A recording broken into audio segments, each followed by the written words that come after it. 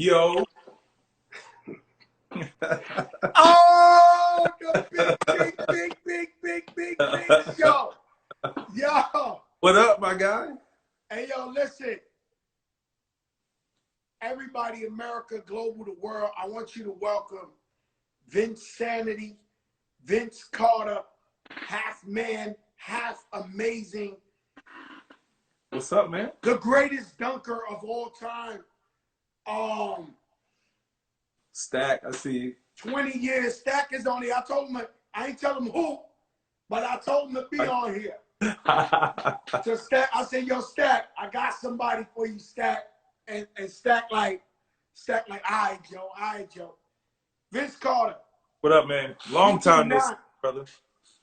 You do not get your props. It's all good. You do not get your props. And I know Corona happened, but I'm going to be honest with you. Before Corona went down, I really ain't like how the league was sending you off on your retirement. Now, I'm going to keep it real, right, Vince, because you're humble, and you're not going to say that. But I said to myself, we've had anybody you name on the show, thank God, I am Mike Tyson or this one or that one. We had everybody on here, right? And I said, I got to bring Vince Carter, the greatest dunker of all time, into this because I want to let him know that the people appreciate him. How many years? Over 20 years in the league, 22, right? 22. Oh, man, you got a check for 22 years, Vince Carter. I brought the smiley feet. Every day I bring a sneaker, but because we love you so much, I got the sneaker smiling for you. Crazy. You know what I'm saying? Yeah. And so, Vince, man, I got so much to talk to you about. I'm going to set it off with asking you, who's the GOAT? Who's the greatest of all time? I got to go with MJ, man. First of all, you know, it's no disrespect to the others. I grew up with Cole. We played ball together. Bron is Bron, and he's right there. I think he's on the pinnacle. And I've asked this question. I asked, matter of fact, Stack and Matt Barnes. I was on their show, and we talked about it. But I asked, what would it take for Bron to reach that pinnacle, to be the eclipse? I think MJ. And as of right now, I got to give it to MJ. I'm fortunate enough, Joe, because I played against all three of them. I played against MJ. I played with and against Cole, and obviously Bron. So, and you know what? I think all three of them are right there. You know, it's just I'll break it down like this. I say MJ went there 6 times, and he won 6 times. Cole went there 7 times, if I'm not mistaken, and won 5. Bron has gone there 8 straight, 9 times total.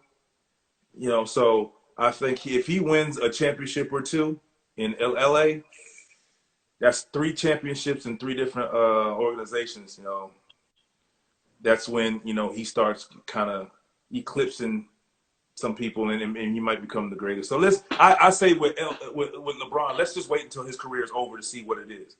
You know what I'm saying? Let's just wait for him. As far as the other 2, MJ right now, I still give it to him, but Cole was like, he's right there. If Cole kept playing, he might have been if he wanted to. Honestly, if he wanted. I think Kobe tried, man. Rest in peace, Kobe Bryant. And Kobe Bryant is definitely top 3, and we all know who the top 3 are. Yeah. You know, LeBron is my favorite player playing. I remember one time I posted up, LeBron went crazy. I posted up, I said, he might be the best. Stack hit me so fast, like, yo, you're going too fast. You speak, because I got hype, right? But I love LeBron, Kobe as well, man. I mean, and let me Kobe say, he was besides Jordan, he was the second most clutch player I've ever seen in the NBA. Agreed. Like, you know, 2 seconds left, he's down 2. And it's no fear.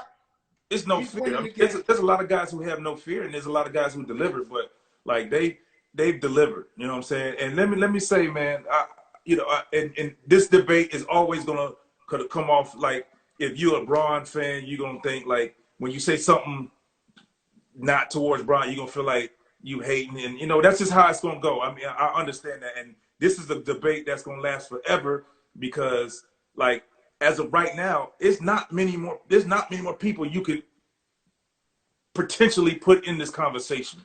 You know what I'm saying? Like, who else can you right put now? in? Right now, no. But in the future, That's what I'm yes, saying. no. As of right now, there's nobody else that you know right now. It's the same three. Not, It's the same. not right Nobody now. even close. Yeah, yeah. So You I got mean, guys that got promise. You got guys that look like they could be, but they're not there yet. Like, yeah. I mean, I would how not put long does Steph promise Curry in last? that You've conversation. been around long enough, my man. How long does promise last? Like, you know, they got promise, but like I said, for me, I like to say let it all pan out. You know what I'm saying? They let them You have a played with good year. Kobe. What was your relationship with Kobe like when you was on the dream team? Nah, we played in high school. We played AAU together. That's where we started. Oh, I thought y'all started on the dream team. Y'all started AAU in high school? AAU. We played in high school. Me, him, and Tim Thomas. Oh man, I remember Tim Thomas. I I love Tim know you do. Thomas. Man. I know you do. So the three of So us played smooth. together.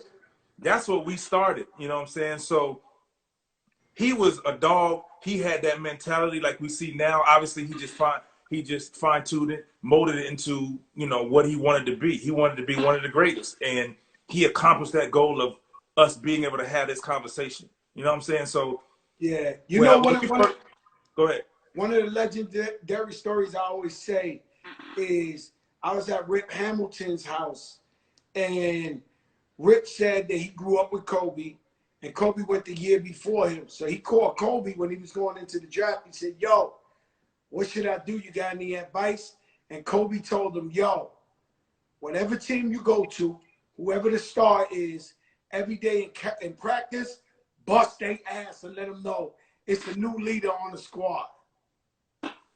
Dead ass. I mean, that was his mentality, bro. Like the first game he came to our AAU team, you know, he wasn't starting, but he came in the game and he played. His mentality was like, I'm the star. And we know Tim Thomas was one of the best in his class coming out. I'm a year older than than both of them, really. You know, or maybe 2 years older than Tim. So he had no fear. Like it was cool competition, but we were beating people by 50 and 60 points. I'm Like, sure. you know, so when he started, 2 or 3 games later, after he kind of got acclimated, it wasn't even like him trying to get acclimated. He came game one, was like, bro, give me the ball. Give me the ball. You know what I'm saying? So the first time you met Kobe Bryant on AAU, our first game. First game's like, yo, I want the ball. Coming in, and he didn't even start. You see what I'm saying? But coming in, and I mean, that was just his mentality, and you respected it because we were trying to win, man. That's what it was. And so you guys went back to high school. So then you do the dream team together. Nah, we missed. We didn't play. You didn't play with him on that team. Nah, I was on 2000, so I what was the name? Would you always remember the name of the guy from Europe, the 7-footer you dunked over? Frederick Weiss.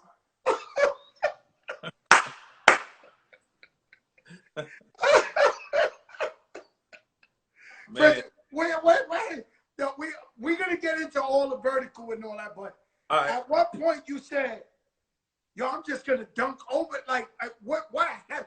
Was it, did you plan it all day the night before, like, yo, I'm gonna dunk on that guy? Or it was just a spur of the moment and you just kept flying and you said, fuck it, I'm gonna dunk on it? So let me see, you got about 1,200 people on here. So I guarantee when I tell this story, they're gonna go back and you're gonna look at that dunk a little different. All right, so leading up, first of all, I never thought in my life that I'd be able to jump over a 7-footer. That you know, at that time, that ain't something you think about. You know, obviously when you see it, that jump in people's mind. But it was one of those plays. Dude threw the ball behind his back. I got it. I got a steal. So I'm like, I'm in attack mode. That's what I was. That was my job on the Olympic team. Attack mode. So I get the ball, see the rim. Like our team, I mean, you playing on an Olympic team, so everybody can play. Ray Allen out there, he could shoot. Yeah, GP. Who else was on? KG was on the court. Vin Baker. So you had people who can score. So I get the steal. I take 2 dribbles and I'm just like, boom! I just jump in the air. That's it. It was just off instinct, more so than anything. It wasn't like, oh, I had planned this. It was just like boom, boom, instinct. So I'm like, all right, when I jump and I attack this rim, either he gonna jump and block it. This is 2000, so I'm coming off the dunk contest. You know, think about 2000. Like I was coming off the dunk. No, you electrified. We're gonna get to the dunk. I was feeling, you know what I'm saying? So but you was electrified. Right. So I didn't really have any fear. You know, I never had fear of if a dude gonna block it or not. Sometimes you block it, sometimes you don't. So I take two dribbles and take off. And then when I took off, all I remember is my forearm right here hitting Buddy like in the chest, in the chin. And that's it. Joe, that's all I remember. So when I get up here, I'm looking at the rim, and you know the NBA, the international paint is wider. So when I jump, I just see a line. I just jump, but I was like, damn, I'm too far. So I'm looking at the rim like, bro, I'm too far. So I forgot about Buddy down here. Dead ass. I forgot about him. So I'm jumping. I'm worried about getting hung. I'm thinking I might get hung and make a Sprite commercial. Like I ain't gonna make it. So if you go back and look at it, I promise you. So when I dunk the ball, I like to dunk the ball with my hands. You know, for those dunkers who on here, I see you, T-Mac. What up, cuz? T-Mac in here? Yeah, I see you right there. Yeah, boy. Yeah, T-Mac. What up, cuz? Yeah, baby. But when you dunk, you know, you want to dunk with your hands. You know, I don't have many days, you know, dunk with your forearms and, you know, all this be swollen. So I'm like, bro, I ain't gonna make it. But so if you look, when I dunk, I'm reaching for the rim. Yeah. I'm reaching, and I ended up dunking it all forearm, but I'm reaching for the rim like I wasn't gonna make it. So when I actually dunked the ball, I'm like, oh, I made it. I'm cool. Yeah. So what's up, Rod, my boy? You didn't know you had a 7-footer under you. Bro, yeah, I mean, nah. So when I dunked the ball, in my mind, when I dunked the ball, I'm celebrating that I made the dunk because I thought I jumped too far. I ain't know I dunked on him. I didn't know I jumped over him. So look, KG's face was priceless. So watch this. So all I remember is, like I said, when I hit him, I thought he moved out the way, or he fell down. That's the truth. So look, when KG is celebrating me jumping over him, I'm celebrating that I made the dunk. That you made the dunk. You thought it was just an incredible dunk. It wasn't even the same celebration. Listen, man, let me tell you something, man. That's all I was trying. I was just trying to dunk it. I'm trying to get to the rim before him. You 7 feet. I'm trying to get there before you. Some crazy shit. You know, I'm real tight with AI, and I was there for the championship games in Philly when he was going up against the Lakers. And I was begging AI, dunk on Shaq. Dunk on Shaq. Like, but I mean, one time, bro. 1 million times, dunk on Shaq. Dunk on Shaq. Dunk on Shaq. This is your thing. AI said, yo, Joe, the man will body slam me into the fucking stands. Truth. He did it to me. And he did it to you? Yes. My second year at the Staples Center, I'm going to take off. All he did was put one arm out, flatline me on the ground. And see, back then, it wasn't no flagrants. You get thrown, like he didn't get thrown out for that. But he flatlined me, bro. It ain't. If you dunk it on Shaq, smoke with the dunking on you better Shaq. get there first. Yeah, you better get to Shaq first. That's crazy, man. T-Mac in the building, Toronto, man. Matter of fact, Mac was there when it happened. I'm pretty sure, yeah, he was there. Toronto. Yeah. You guys, you were so dynamic together, man. Yeah. You know, T-Mac is your cousin. Why didn't work out a longevity plan in the T-Dot? Why did y'all break that team up? Well, it was more so like, you got to think, right, when you coming in the league, especially back then, you want the opportunity to show you can hold your own, you can run a team. It wasn't really like it is like you trying to find the guys to team up with. And I mean, obviously, if you drafted to a team, you know, where you got stars, it is what it is. And I think I felt like, and he did too, obviously, you know, that we were doing good stuff. Like we were trying to just show that, like, first of all, we had just found out we were cousins, not probably 2 years prior to. So 2 years before that. So we get an opportunity to play as family on the court, like having fun. Like I'm learning how the business work through him. We hanging out, like it's easy, like it's seamless for me. And we were just doing what we do. And it came a time like Mac wanted to show that he could be a go-to guy, and he wanted that opportunity. Think about this, bro. If you're in the NBA at 22, 23, whatever, you get the opportunity to go back home to play and be the go-to guy, bro. Like it don't get any better than that. So, you know, the crazy thing about it is I think we both can admit we got caught up into the media, what they were saying, but it was never even like that. Like the media tried to pit us against. T-Mac says, what internal problems y'all had? T-Mac just text internal problems. He said that the organization was kind of wacky. You know what I'm saying? Y'all was 20 years old. Yeah. T-Mac also told me about the time you body slammed Sam Mitchell. That was late on. Yeah. Yeah. Sam started. Yo, Vince. But now, you know, like I'm I gonna get interview one of the goats. So look, I'm gonna get my tea. I'm gonna get my juice. I'm gonna find out. I've been snooping around like a sniper, cause you know the Fat Joe show different. Like right. We gotta talk that real shit. Hey, so look, but no, I mean, yeah, leading into it, like Mac was trying to kind of, you know, do his thing. So he right. It was kind of shaky for him, and they didn't give him his just due. And I feel like as things moved along, I mean, like I said, he wanted to be a go-to guy and show who he is and what he means to this league. And we saw when he left what he became. Mm.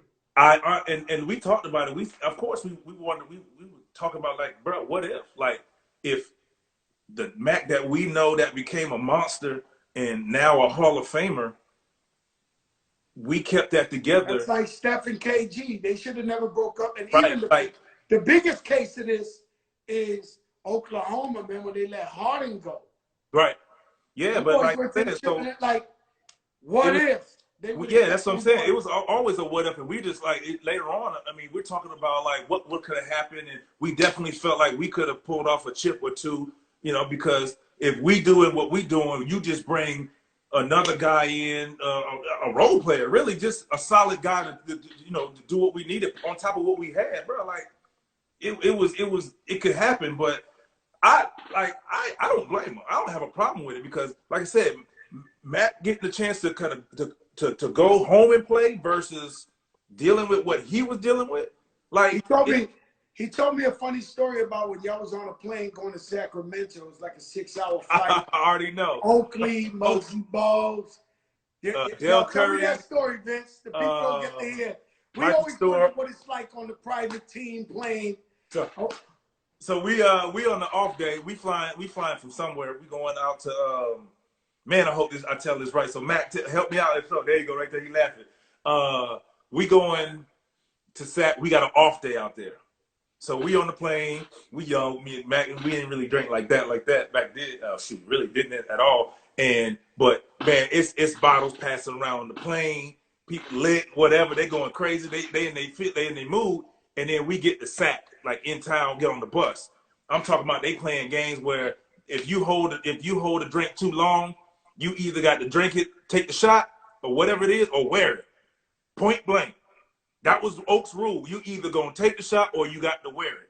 So we on the bus, we looking, and one of the dudes on there, Michael Stewart, shout out to Yogi. Yeah, they were drinking Jack. There you go. Shout out to Mike Stewart. So Mike Stewart was on there like holding, like he from Sac too. All right, so he at home like, yeah, okay, I'm at the crib, right? Oak look at him, Oak drunk, he lit, like he's like, hey, bro, you got to drink that or wear that. So he's like, nah, come on. So he played, boom, take it and bah, all over. He like, said Oak threw the whole bottle of Jack Daniels. That was afterwards. It was the drink first, and he was like, come on, Oak, he wanted to fight. Oak, we like, bro, chill. Like, chill. Yo, man. And he was at the crib, hey, and he had his best suit on. Like, he was home about to see moms, and he had the new suit. Like, he was about to give him everything. And Oak was like, bro, chill, I will whip your ass, blah, blah, blah. So it was cool. It was the crazy stuff. And, you know, everybody had to calm young fella down. Like, Oak, you know, Oak, man. Oak, when you wake up the beast, bro, he with it. No, he with it. Oakley so it was a crazy story, bro. It was crazy. Oakley crazy. And so there's a myth or a claim you're the only person who had a 48 vertical like MJ. You know, I'll tell you the truth. So at the combine, I never finished the combine, like the vertical. So I used to you know, just to go up there and just jump and just see how high I could go and touch. And then once everybody kind of started gathering, wanted to see more, I used to be like, nah, I'm good. Like, you know, it was, so I never actually measured my vertical, you know, to its max. But I will tell you this, in high school, my senior year in high school and probably my freshman year in college, maybe my sophomore year, but for sure my freshman year, I could touch the top of the backboard. The top of the backboard. Yes. And I know you know this name when I say it. Earl Manigault. Earl the Pearl Manigault out there. So when the GOAT, like when he, you know, he was doing that, I was like, bro, like he was jumping up there, taking change off the top of the back. Yeah, and you know, whatever. So I ain't really have bounce like that, but I was always trying like just to see, you know, just obviously accomplishment. If you jumping past the square, touching the top of the backboard itself, you doing something. So T Mac said he saw it with his own eyes. Yeah, man. Said he saw it with his own eyes. Like what people were seeing in the dunk contest in 2000 stuff. Like, in my opinion, I was jumping higher in high school, in college. Oh, so you was jumping higher than that?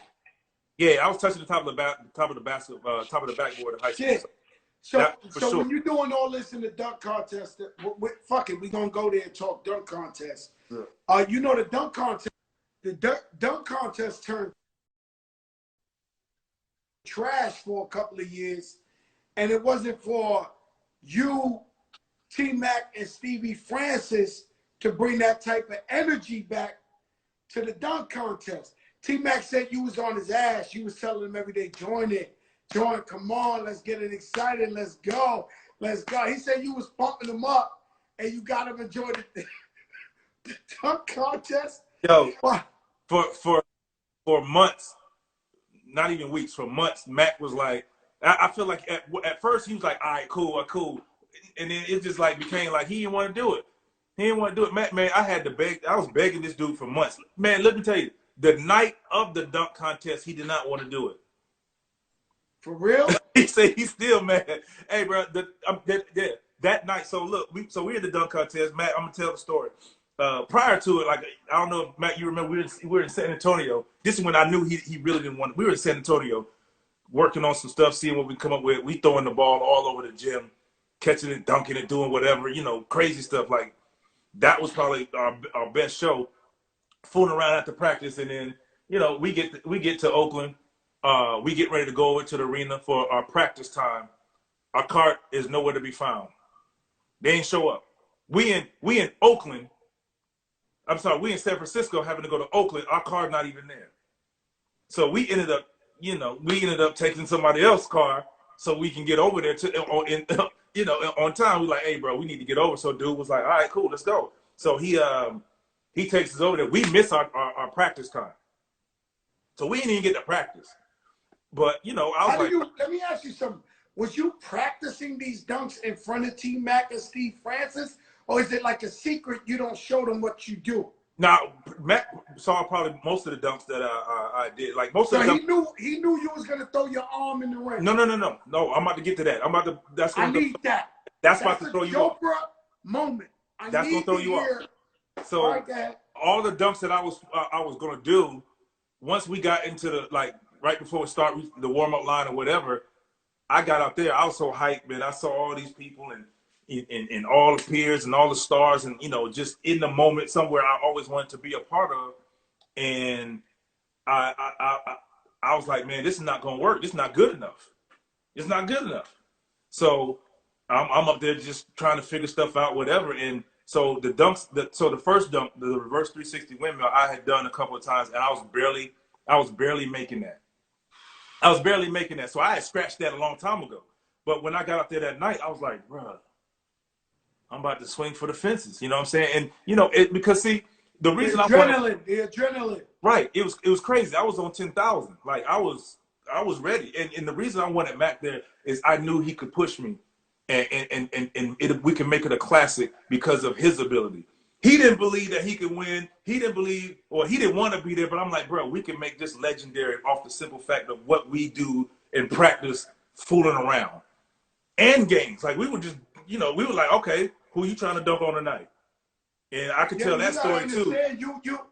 We talking about it 20 years later like it was yesterday. Right. So it was legendary. You was right.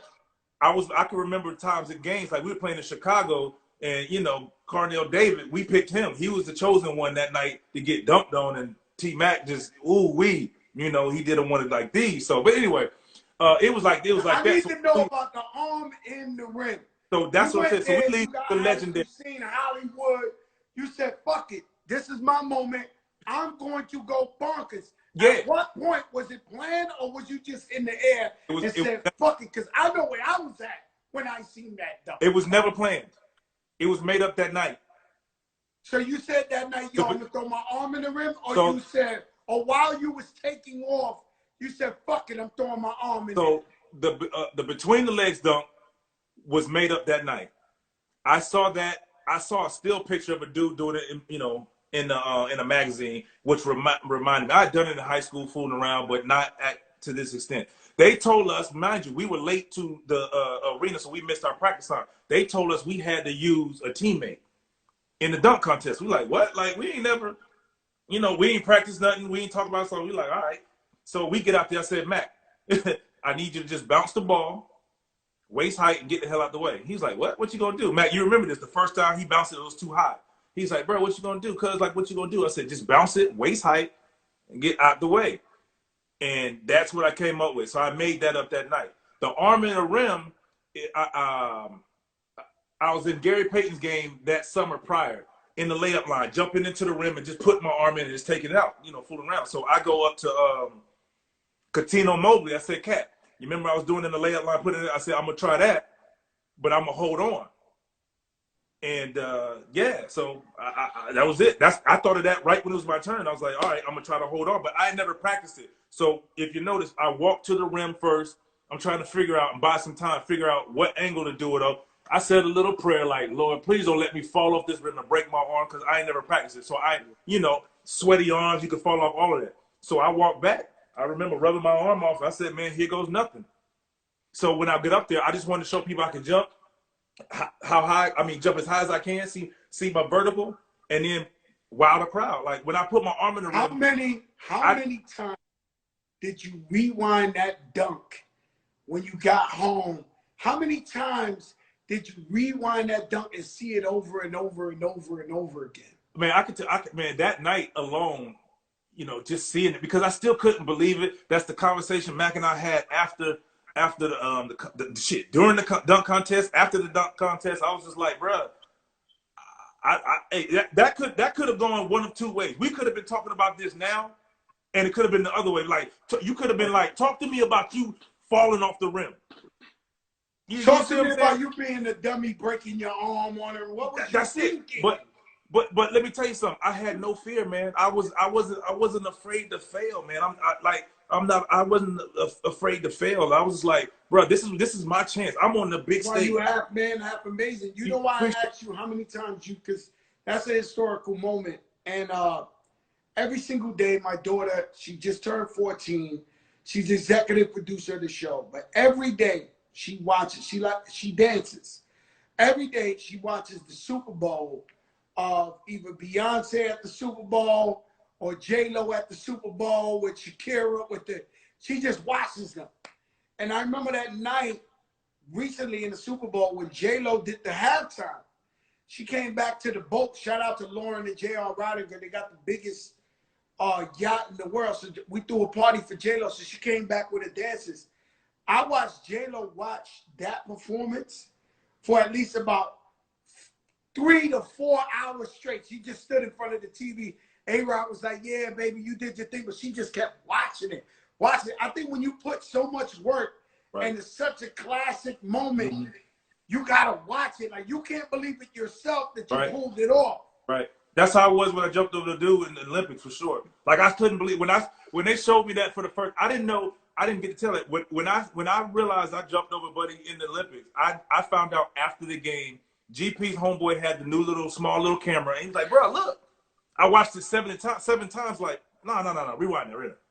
No, I ain't go. I went by him. No, I actually jumped over him. So that's how that I agree with that 100%. And that's what I was gonna say. So afterwards, I got a chance to take. Dr. J is one of my heroes. I got a chance to take with Doc after the dunk contest, holding the trophy. Like he was as soon as I walk out, after I hold up the trophy on the court, the first person come and shake my hand was Dr. J, and he was he's gracious enough to take a picture with me and whatnot. So Dr. Dre, not Dr. Dre's the greatest, but Dr. J. Dr. J, man, he was different, man. Right, that's what I'm saying. He was climbing over these people, and it was like he was playing with kids. Like Joe, he was in the building to watching me do my thing, bro. You know what I'm saying? So like, it was just like, I know it was one of them moments. So yeah, for sure, I watched it. I remember sitting with Mac, and he was just like, bro, I remember like yesterday, the first thing he said, he's like, bro, he's like, cuz you crazy, man. I was like, what's up? He's like, you crazy. He's like, first of all, you talked me into doing this when I didn't want to do it. But like, I mean, think about it. Like the show, people talk about what I did, and there's people who really know what they're looking at, recognize that what Mac was doing and what Steve Francis was doing, that pushed me to do what I had to do, because I knew if I didn't bring it, I don't win that. You know what I'm saying? So I had to bring it, and I appreciate them for it. Yeah, a lot of times we go up against our competition. Yeah. Sometimes when you see a whack game and you see, say, LeBron and the Lakers, but they're playing the team that ain't got no chance, it's boring. When the competition is at another level, that's when you bring out like your A game. Let me ask you something. With the dunk contest and all that, did MJ ever tell you anything in your ear? Did he ever tell you, yo, those dunks were crazy? Did you ever have that type of conversation with MJ? Later on, later on. And I'm going to tell you when we had it. The night we had DJ Nasty, shout out to him. I see him on there. Nasty. The All-Star game in Atlanta. His last All-Star game. I was there. Yeah. In the crowd. I didn't play. I was watching, baby. I was tuned in, baby. I was there. Yeah. That legendary night, because remember I went overtime. What, 2 overtimes? Nah, one. The game should have been over right then. You know what I'm saying? That's one good time. God bless the dead that I hated Kobe, man. Because I wanted MJ to come back and do his thing. Kobe wouldn't let it. He denied him. Yeah, but that's just the killer that Kobe was. Like, yeah, he the greatest. This is his night, but guess what? I'm still gonna send him off like this. You know what I'm saying? So, hey, man, like that night we talked about it, and it was cool. Like, just obviously we both went to North Carolina, and obviously as a kid you grow up and everybody watched MJ, especially back then. So having that conversation with him about it, and just him showing appreciation for it. Like, man, you watched that? That's what's up. Appreciate it. So yeah, for sure, I've had the conversation, but I was focused on, like, he was trying to deflect off of the fact that. So I was leading vote getter that year, and I was a starter, and I was giving MJ my starting spot. MJ would not take it. He was like, nah, you earn this. I'm like, bro, look here. You gonna take this starting spot because they not about to blackball me out the league for you not wanting to start, my guy. That's just what it is. You know what I'm saying? And it was legendary. It could have been anybody. So I read some comments, people like, oh, this because nah, man, he's MJ. He's a legend, point blank, period. He deserves to go out in style. He deserves to be a starter. And I told him, I said, you don't walk out there in the starting lineup, I'm going to be in the back. So they're going to call me out or whatever, or they're going to call you, and I ain't going to be there to start because this is going to be your night, and this is your night. So he finally is like, all right, cool. And then what turned out to be a legendary night, he hit him with the boom, boom, fadeaway, and we tried to end it right there, which it should have been. I know the NBA wanted to, to be correct and like, oh, there's still time on the clock, blah, blah, blah. Nah, man, this is it. So I wish it ended that way. I wish it did, just for the simple fact that that's how it's supposed to go. That's how it's supposed to go. Yeah. Most ferocious dunker of all time, Dominique, Shaq, Giannis, Intempatuco. Who dunks with deadly intent? I'm gonna give it to Shaq and Neek. Shaq was, because I'm gonna get to Shaq first of all, for the simple fact of when he dunked, he was trying to pull the rim down every time. to the fact that where people like even 7-footers, dudes who would jump with him, they were trying to get out of the way. And I see some people putting like Westbrook, neat. Yeah, they Westbrook is another one that dunks like crazy. He tried to tear it down, but it wasn't Shaq. Shaq was like when he dunked, it was a different sound, bro. It was a different sound. You know what I'm saying? I know we got a couple of guys. I know Stack on here. Now you know I seen. I know Mac in here. They can agree with me. And Neek was doing the same thing, bro. Oh yeah, I just seen Animal Planet where they had like 10 lions trying to eat a giraffe, and the giraffe just kept moving and kept moving, but they was hanging on him. The lions trying to bring him down. That was Shaq, man. Shaq would have dunked on 5 guys at the same time. Absolutely. 100%. Like, bro, it's like he was. I mean, all those dudes that we gonna name, they all brought fear when it was like they get by the rim. It's like you knew you get once Neek got close to the rim. I mean, what you got a decision to make. You know what I'm saying? And it's one thing like when a lot of us dunked the ball, like guys had decisions to make, but like when you make that decision. T-Mac, Kmart's another one. But when you make that decision to go try to block Shaq dunk, bro, like it's not like I got dunked on. That man might break your finger. He might break your hand. Blake Griffin coming into the league. Blake Griffin. Remember that? What about Amari Stoudemire? Amari and Blake are pretty much the same players to me. Yeah, but I don't put them. But see, I don't put them on that level of Dominique and Shaq. Like not as far like, and they, like we can name a bunch of guys, but bro, you ain't like you ain't really gonna make that decision to go block like dude. They keep yelling Sean Kemp. Let's give Sean Kemp an honorary. For sure. Like I said, he's another one. I mean, I feel like so when I say you said like ferocious, he was ferocious. Ferocious. He bodied people, but like when I say. I'm thinking you said the word ferocious, so I'm like Shaq dunking the ball, tearing the rim, and it sounded different. Kemp was dunking on people like he was. I got a good one for you. What do you think? Daryl Dawkins is another one, by the way. Who? Daryl Dawkins is another one. Daryl Dawkins was nasty. Yeah. Who do you think? What do you think? What do you envision, without disrespect or nothing like that, Zion's career going in the next 10 years? Like, do you think he's the real deal Hall of Famer, lifetime, one of the greatest? Like, we can look at the first year and we can say, I mean, there's a lot of players, you can say that after the first year is like, oh, they're destined to greatness, and you just never know. But I will say this. If he continues to mold his body, first off, he has an opportunity to be damn good. And he's going to have to continue to. I mean, he has to continue to learn the game. You could see the growth in his jump shot after his first year from college. Like, if I'm guarding, I'm not giving you the shot. I mean, I'm giving you the shot, point blank. I'm not letting you drive. I want you to shoot. But as he develops the confidence to continue to knock that shot down, he becomes a better player. He has the ability to get to the rim. He's one of the most athletic players. Who come out of the draft right now, and he will be one of the most athletic players. Vince, but let's just see. We got to see. I believe the hype. And this guy, Zion, he a freak of nature, and people just bounce off of him. Mm-hmm. He is like, I just said the Griselda guys, the rappers, it was like if Wu-Tang and the Locks had babies, right? And to me, Zion is like if Sean Kemp and Shaq had a baby or some shit like that. Like he got that effect like Shaq did, even though he's a baby, he's a kid. Right. NBA players are bouncing off of him like nothing. Right. And he looking with bad intentions. Like the minute he grabbed him, he's going. Yeah.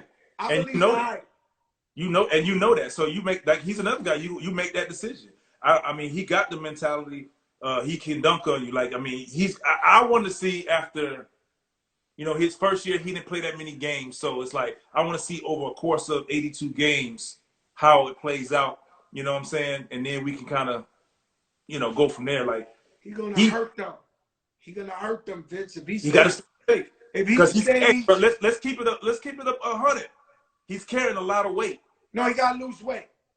He's carrying a lot of weight. He gotta lose about 15 pounds. Somebody said that's Zebo and Braun, bro. That's not right. Nah, bro. Larry Johnson maybe, but like he carrying a lot of weight. He gotta lose weight. He gotta lose weight because he's carrying a load of a go-to guy, and he, like I said, he's bouncing off of people, but that's gonna be the thing. You're gonna have to keep bumping him. He can't, he can't dunk it all the time if you're tired. You see what I'm saying? Because you keep carrying a lot of weight. Now, to his credit, for what he's carrying, that dude be flying. That's that dude be flying. Let me take it back, back to the streets. You came up to Harlem, you played at the Rucker. Who brought you to the Rucker? Did you just always wanted to play at the Rucker? Of course I always wanted to play. Who brought me there? Man, who? Oh my God! And I'm looking right up. But look, I'm gonna tell you who mentioned it to me. Charlie Baltimore is the one that was like, "Yo, we going up to the Rucker tonight," because we did a photo shoot back then. That was my rookie year, and she was like, "Yo, what's up?" And then I'm getting in touch. I got in touch with some people, and it rained that day, so we played at the Gaucho. I went in the Gauchos. Yeah. So do you remember the guy you went head up against? Yeah. Yeah. His name A Butter. Yeah. Yeah. And you pretty much made his career. Cause the thing about he did not miss. Go ahead, what? He didn't miss. He didn't they ask me all the time, Joe, you at the Rucker, you in the streets, who would you say should have went to the league? And I always say A Butter.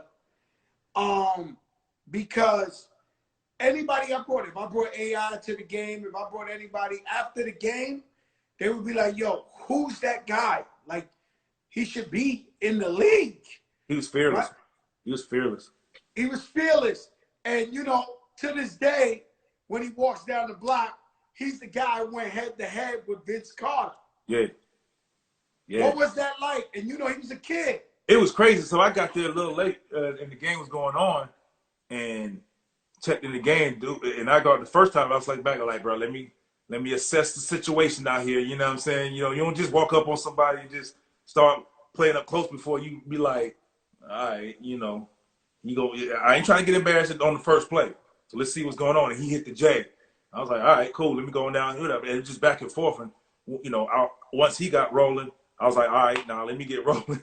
You know what I'm saying? I'm playing catch up. And the one thing I love about it, about the Rucker, and it's like I say, every night in the league, bro, you might get done in. Like, it is what it is. And, I'm okay. Like I said, I'm okay with it. But I'll tell you what, man, later on, I was like, man, I don't know Buddy like that, but Buddy can put that ball in the bucket straight. Yeah, he's a legend. I say, especially at that time, I say, even if people didn't feel at the time street ballers deserve an opportunity, he deserved an opportunity. Whether he made it or not, you know what I'm saying? It's just, and maybe I don't know what happened if it did. I got him in college. I got him I remember that for Buddy held in Fordham University. But hey, buddy, you like everybody else. He had the hood all in his ear. He was an NBA player without playing in the NBA. So when he walked the streets of Harlem, the girls thought he was handsome. It was just so much distraction. And he's Cameron's cousin. So, Chill, so he got all that. He running with Dipset. Chill, right. But he's still my brother, man. And he's somebody who definitely should have made it to the league, man. I agree with you. He deserved a shot, man. Because that, when you talk about in the time, like I think of Houston when they had Steve Francis and Catino Mobley, and they were called the ISO boys. I'm talking about isolation and Moochie Norris, that group. You know what I'm saying? He was that type of player. He could put the ball in the basket and get to the cup or whatever. Offensively. I don't defense whatever, but offensively, that's what it was. He can keep up. He can score with the best of them. So, I think he definitely deserves a shot. Let me ask you something. In the league, Was there ever a team that you said, yo, you know what? If I went in that team, I could win some championships with this team right here. Like if you, like Mark Jackson was on here, he said that when he left the Knicks, he was watching Indiana play and Reggie Miller, and they lost to the Bulls. And he was like, if I was on that team, we would win a chip. And then he got traded to Indiana, and they went to the finals. Mm-hmm. Was there ever a team that you was watching, you was like, man, I wish I could go on that team, we would win some chips? I mean, so in the early years, you got to think Spurs, then it was the Lakers, you know, who were doing it. I got to the Nets, who went back-to-back years, and then, you know, I got there the next year. But yeah, I mean, there was like, especially in the beginning, it's like, ooh, we. But let me say this: it's a different time. I mean, you look at teams now; there's so many opportunities. Back then, you know, I think Matt was on. Matt, you on here? You would agree with me? It's like back then, there's teams that you want. You say, if I go there, you know, we can win. But at the same time, you wanted to accomplish that yourself on your own team. Matt went to Orlando to accomplish that feat. He wanted to become a champion. It was his team in Orlando. I wanted to accomplish that in Toronto, and then obviously we move on Jersey and so on and so forth. So it was hard to really put yourself on another team like, ooh, I want to go in, you know what I'm saying, play there, because that's not what it was like. That wasn't the mentality back then. Yeah, New Jersey Nets, you went with J. Kidd and Richard Jefferson. Yeah, Richard Jefferson, that's my guy. You know what I'm saying? Richard Jefferson, a good guy. What was that like leaving Toronto, going to New Jersey? Was it like, I'm in New York, I'm in New Jersey? What was that like? It was crazy, man. You know, obviously with all that went down, and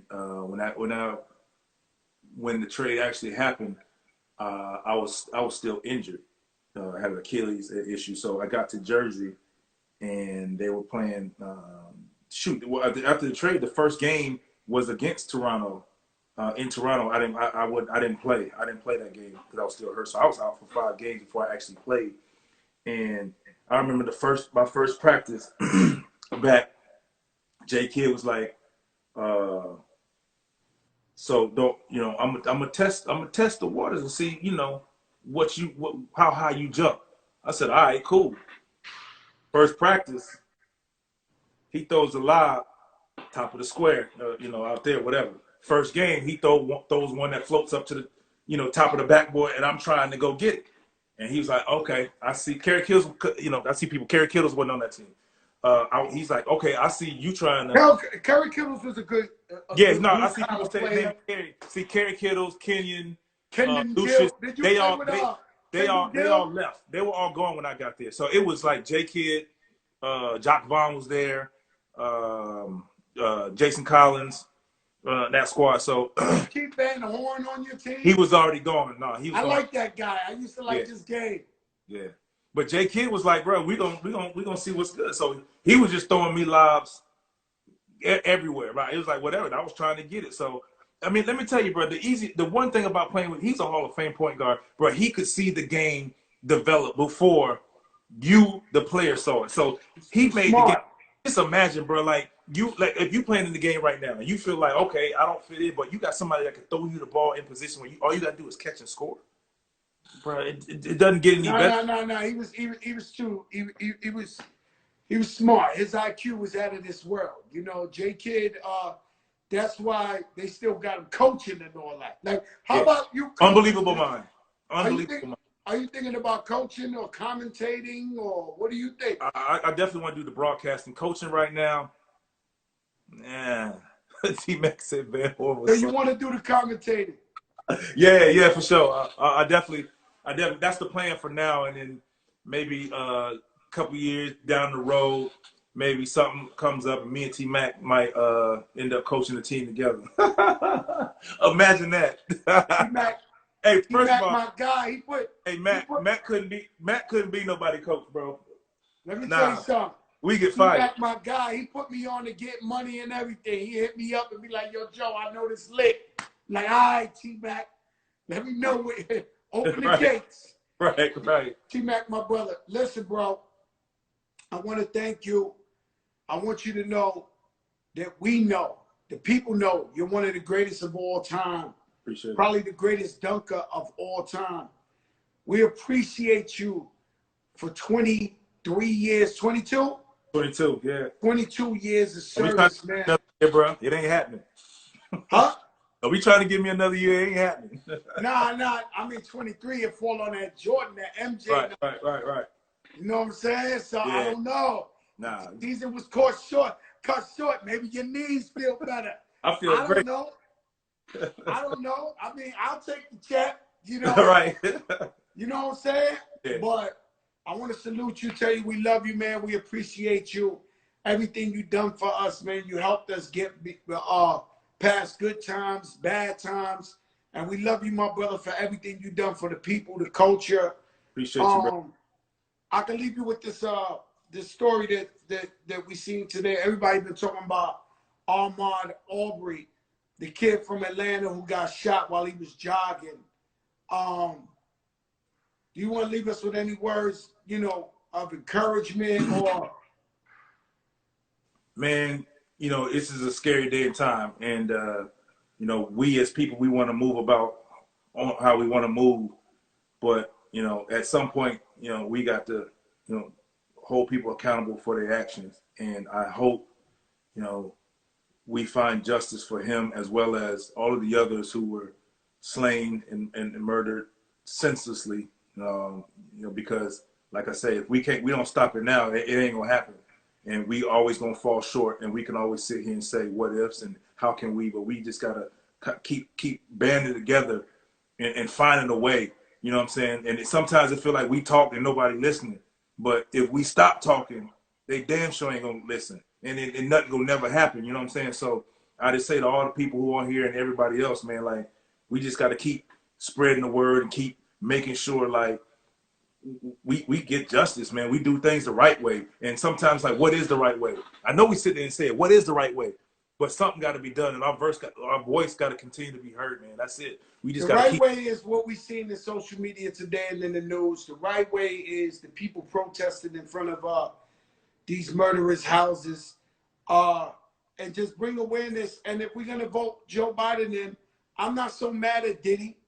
I'm going Joe Biden because I definitely don't want no Trump, right? But you know, the black vote can't be free. The Latino vote can't be free. So we got to know what kind of agenda. What is he going to do? I know they got to deal with Corona. They got to deal with foreign affairs. They got to deal with the economy. But locally, something has to be done with how these police officers, what they're doing to our people out there. And I got a lot of friends that are police officers that I love, that are honest people. But yes, you're right too. I seen somebody say vote, won't vote. The truth is, guys, I don't care who you like. You don't want to see 4 more years. So you better go in there in that booth and you better go vote. Vote like it's no tomorrow. Joe, we can't say, this is one thing we can't say, my vote don't matter.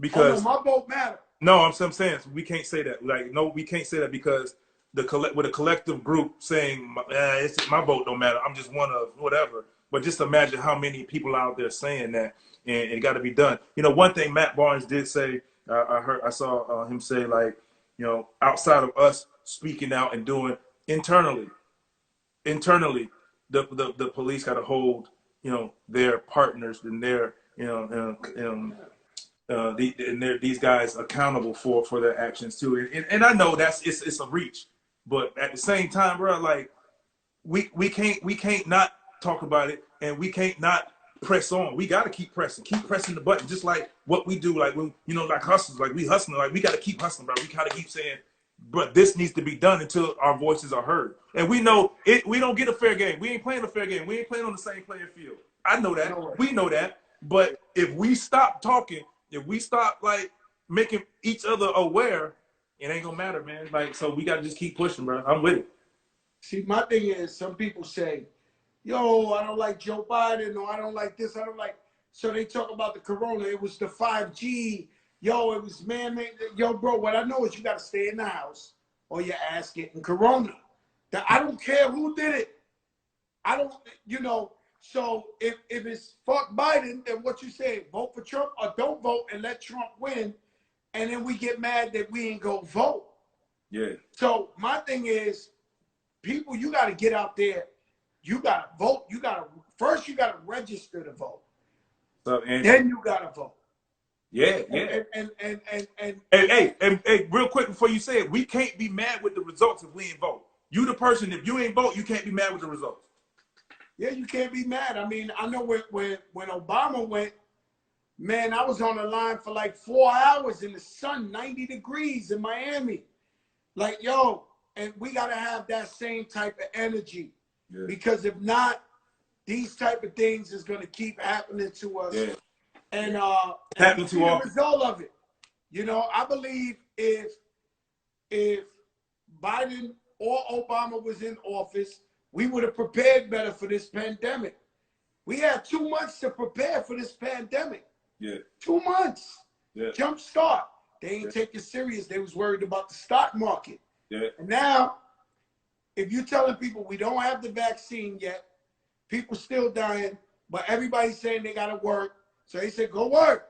Well, just know, whoever going to die. And most likely it's Black and Latinos because we got diabetes, asthma, so forth and so forth. So just know, them telling us go outside mean right, T-Mac. press your luck. Yeah. What T-Mac said. He said, shoot, he said Kobe will still be here too. Kobe still be here too. What's that crazy? God bless Kobe. Yeah, yo, man. My brother, I love you, Vince, man. Thank you for coming on here, man. Hey, I want to say one more thing, man. Like, hey, I gotta say God bless my man Kobe, bro. Cause you know it's we didn't talk much about it. Obviously, you know we compare him to MJ all the time. It's great to see. It was great to see the fierce competitor that he is. Well, that he was. That he's shown. And for the people that hated him for so much because of his competitiveness, to see once his last game was over, how many people loved him, man. And no, I hated Kobe Bryant. Right. And see bro, how many when he died, a piece of me died. Like Michael Jackson. Like I was like, you know, I might have posted Kobe about 20 times that day.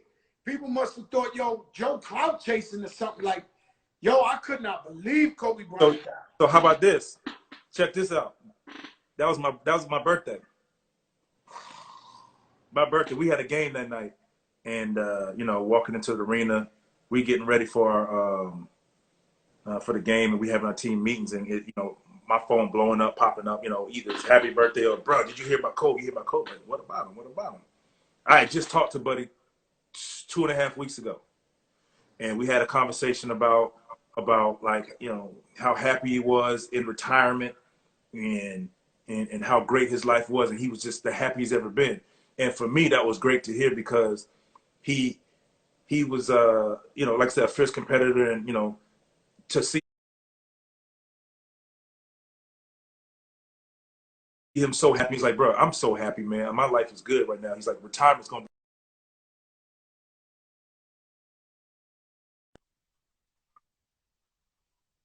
be able to articulate the word retirement, because I never said it until that conversation. He's like, bro, we're gonna get back on the phone, we're gonna have a conversation, I'm gonna tell you how I handle it, you're gonna be fine, life's gonna be great.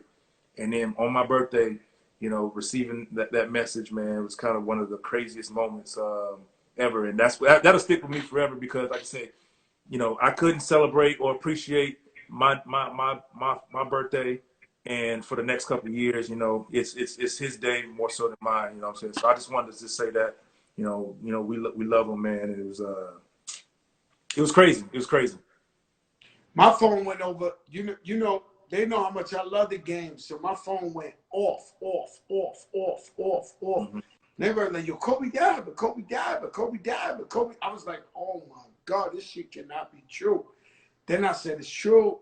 And once I saw that it was true, I was like, oh my God. Like, I couldn't believe that shit, man. It was like, it was horrible. Like I said, it was like Michael Jackson.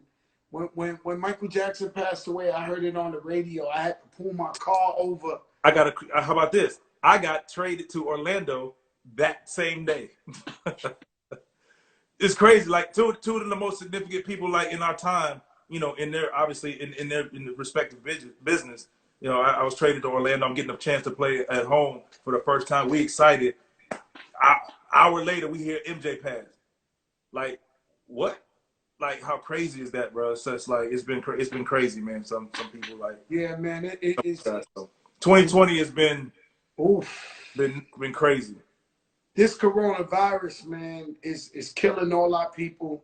You know, I'm from New York, and it's just every day I hear somebody new that died, somebody new died, somebody new. I done heard about 30, 40 people that died in the last 2 months. And the shit crazy, man. The shit crazy, but people gotta really know, be safe, social distance, man. Stay home, man, because you put Yeah, your family. stay home, please, man. Like, and if you got to be out, like I was told by the doctor I spoke to, she said, you know, the one thing, pass the word on. If you're gonna be out, don't gather, keep moving. You know what I'm saying? She said the worst thing that we can do is gather. You know what I'm saying? Don't stay still, keep moving. So I just say, man, if y'all can't stay home, you know, you got to be out, keep moving. Don't gather and sit around like that. That's the worst thing happening. All right, my brother Vince Sanity. It's Thank been you a so pleasure, much. man. We love you, man. Yeah, man. We'll be Vince in touch. Carter, bro. Yes.